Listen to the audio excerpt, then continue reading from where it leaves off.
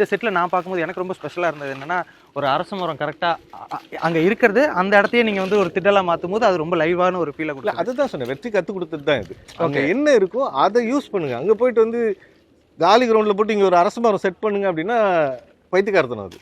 So இங்கே இருக்குது அப்படின்னும் போது அதுக்குள்ளே, ஏன்னா இயற்கை வந்து அதுக்குள்ளே ஒன்று பண்ணிக்குது. இந்த மரம் பார்த்தீங்கன்னா கூர்ந்து கவனிச்சிங்கன்னா மட்டும் தெரியும் அதுக்குள்ளே ஒரு பனைமரம் இருக்கும்.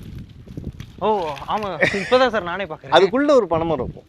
ஸோ அந்த பனைமரத்தை சுற்றி அரச மரம் அடாப்ட் ஆகிருக்குது. ஓகே. ஸோ இதுதான் நமக்கு இயற்கை கற்றுக் கொடுக்குறது.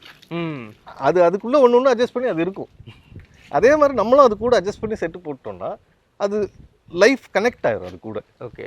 ஏதாவது ஒரு விஷயம் காம்ப்ளிமெண்ட் அவங்களுக்கு கொடுத்துருப்பாங்கல்ல, இந்த விஷயம் நான் இப்படி இருக்குன்னு நான் நினைக்க கூட இல்லை, பட் இது ரொம்ப ரொம்ப சூப்பராக இருக்குது அப்படின்ற மாதிரி எந்த விஷயத்தெல்லாம் அவங்க சொன்னாங்க உங்ககிட்ட இந்த செட் பார்த்துட்டு? வெற்றி என்கிட்ட சொல்கிற விஷயம் தான் அடிக்கடி. ஆக்சுவலி இப்படியே லைவாக போட்டுட்டு இருந்தீங்கன்னா இப்போ செட்டுனே தெரிஞ்சாதானே அவங்க பாராட்டுவாங்க. நீங்கள் லைவ் மாதிரியே போட்டுறீங்க, எப்போ அவங்க கண்டுபிடிக்கிறது செட்டுன்னு? என்னன்னா வெற்றிக்கிட்ட ஒரு படத்துலையும் முதலே செட் மேக்கிங்னு ஒன்று போட்டுறாரு.